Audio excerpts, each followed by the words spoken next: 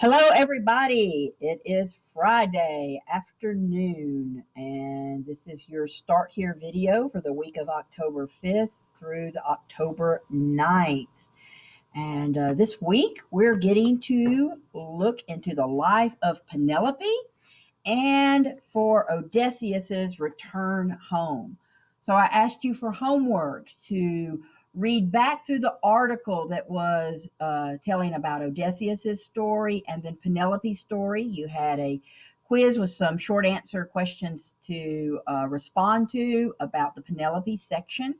Then I also asked you to read your graphic novel excerpts that go to pretty much the end of what we're reading. The story continues, but that's where we're ending with their reunion.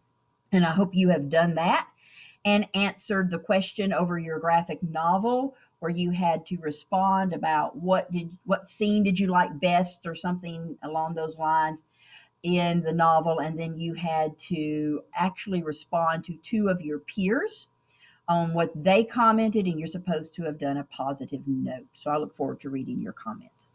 So today we'll get started here. As always, we start off the week with a quick write. Your quick write will be on number 2. There'll be a link here to post that we'll be posting because it's timed, it shows up, but it will be this. We have now turned our attention home to Penelope, Odysseus's faithful wife, and all that she has had to deal with while he has been gone these 20 years. This week's question is this: which is harder, to leave home and all you love, or to be the one left home alone without the one you love? So you get to respond to that. I hope that will be kind of a fun thing to think about. 75 words. You have to hit 75 words at least to get a 100. Remember that. All right, after we do that, we have this article that we're going to read through, The Wily Wife. So it is a Google Doc. You will open that up. Looks like this: The Wily Wife, Why Homer's Patient, Faithful Penelope is More Cunning Than Odysseus. Actually telling me the woman could be smarter than the man? That might be interesting. So I want you to go through and read. As you're reading this, there are questions in red for you to answer, okay? Keep in mind, those of you who like to hear it read to you, you have up here, this looks like a little puzzle piece. You should have it listed with your extensions. If it's not there, it's under this one here. And it's this, read and write, and you can click that, and it'll pop up the toolbar, and you can get it to read to you, all right? And you can listen to it, right? So very good. And I don't remember if this one translates or not, but hopefully you've been using this tool and you remember. So there we are. Okay. So once you have finished that, yes, I know I tend to like bringing poetry in, but it's nice to see how we have people who use these stories and continue writing. So we have this poem, Penelope to Ulysses. Now you may be saying, who's Ulysses? Well, remember that the Odyssey was a story about ancient Greeks, originally told by the Greeks and passed down by the Greeks. But then we had Rome come, the empire, the Roman Empire, and they took over everything. And they loved all the stuff that the Greeks had. But instead of using Greek, they put it into their Latin translations. And so for Romans, they changed some of them slightly, the names. If you look, Ulysses looks like it's spelled kind of like Odysseus. So that's what you're looking at, that you're seeing. So we have two things. We actually have this particular poem, and then we have this little Padlet that I'd like you to look at after you read. And it's just breaking down the different pieces of the poem. So when you open the poem, it's a Google Doc. You're going to read the poem 3 times. After reading once, choose a color to highlight in words and phrases you do not understand. You should be getting used to this. Look those up. Add comments to the poem with the words, phrases, and their meanings. Next, read the poem again with the understanding of words and phrases. Using a different color, highlight imagery or things that stand out to you as important. In the comment section, tell me why you like this part or why do you think it's important. Be sure I know to what part you are referring. And then 3, read this one more time. Answer this question. Is the poet trying to explain, define, persuade? What, why, and how do we know this? So what is our poet trying to do with this particular poem? Are they explaining events, or defining something, or are they trying to talk you into something? And then you tell me the what, the why, and the how do we know this from this poem. So Penelope to Ulysses. Like a spider committing suicide, each night I unweave the web of my day. I have no peace.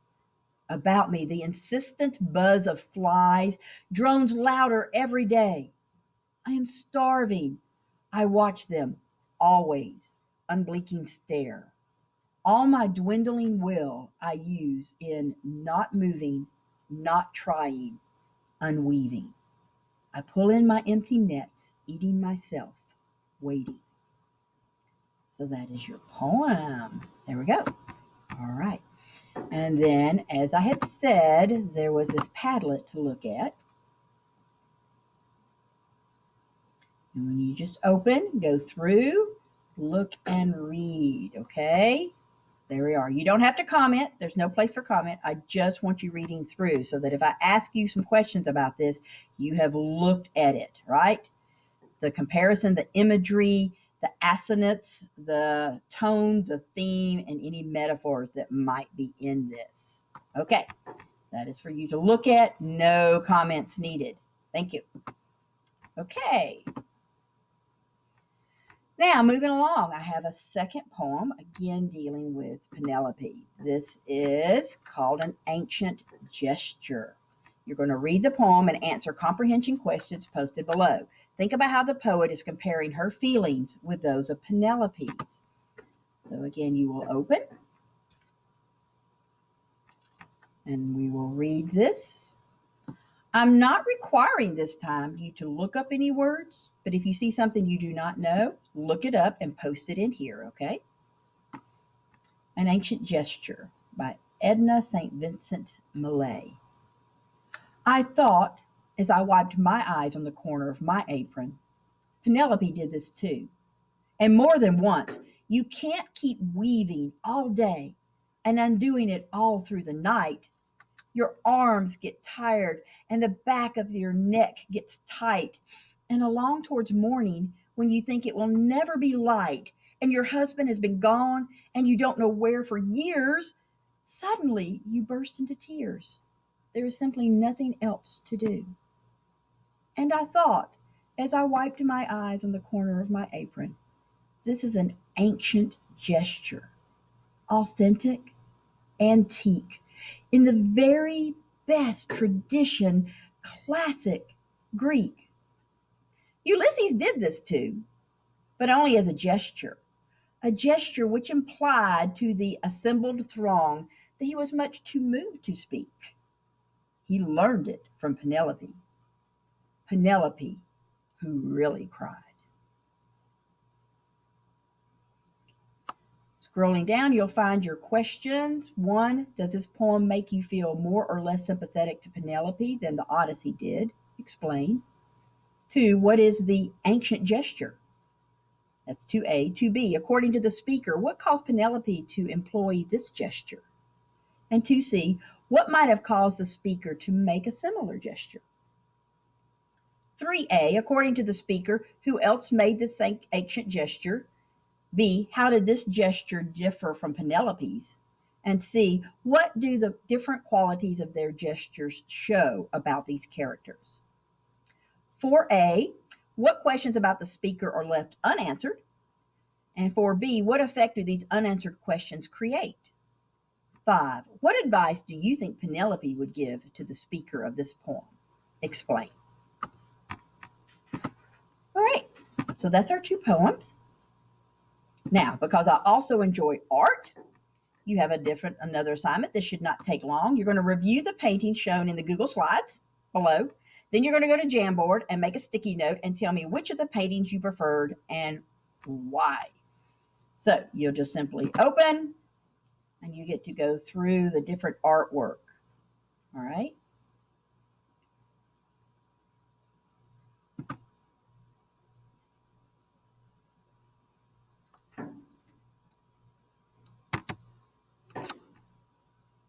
see. Well, it's taking a little bit to. Oh, there we go. All right. Various renditions of Penelope at home while Odysseus is gone. And then we have some different paintings. And you get to go through and look at some of these different ones, the way she's portrayed. Okay. Exit that now. Go back here. And then here's your Jamboard. Remember, you're making a sticky note. Okay. Closing that. Now, homework. MemBeam. MemBeam is an every week assignment, 30 minutes. It opens Sunday night at like 12:01, so right after midnight. And then it closes on Sunday night at 11:59. This is 10% of your grade, folks, and every student at Southeast High School must do it. So be sure that you are signed in. If you have not signed in for any reason, get with us. Okay, moving along. We have a video to watch. This is fun. After watching this video and reading the story under the video, you will go to your next assignment, which will be posted in No Red Ink. I will have a link posted. You will write a narrative story, a story about the adventures you think Luna may have gone on while she was missing. So when you go, you're going to be under this. There's a video to watch. Up at the top, dog lost at sea for weeks, reunited with owner. So you can watch the video and then you read the story as well, please. All right. And they get to start that up again, just as I'm almost finished. Okay. And here's where you'll have the assignment in No Red Ink. This is your prompt. After watching the video about Luna being lost at sea and then found and rescued from the island, I want you to imagine the adventures Luna may have experienced on her journey. This is a fictional narrative, and Luna is your hero. What adventures happened to Luna before being reunited with her owner? Think about your settings: overboard, in the ocean, alone and adrift, and then finding an island. Luna cannot tell us what happened, so you can create her story. Remember that narratives are stories, and stories have beginnings, middle, and endings. The only thing you must not change about Luna's story are the start of her journey out on the boat with her owner and the ending where she is found by the Navy military personnel on the island and returned to her owner, though you may add details in both we do not have. Like Odysseus, Luna is on an adventure to return home. All right. I hope you were able to hear as I read through that. This will be a guided, so there'll be sections that No Red Ink will not let you move on to until you have completed what it is assigned, okay? And then, as always, I post the finish all assignments if you need to as a reminder. Okay, everybody, that should get us through. If you have any questions, Google Meets today at 1 o'clock. We will do one where if you have any questions, we will do one next Friday, 1 o'clock again. And you can email us, you can text us, you can send us a reminder, you can comment in the assignment, and we will get with you as quickly as possible. Please also be sure that if you received an email from us, we are letting you know this week what you are not doing well on in Infinite Campus. Not all of the grades in Google Classroom go into Infinite Campus. And I have not put grades in for about the last week to two of assignments. I am focusing right now on the first 3 weeks. So be sure if there's anything you're missing in Infinite Campus, you get that done because I have to have the grades in by Monday morning. All right, everybody. Thanks so much. Have a great weekend. All righty.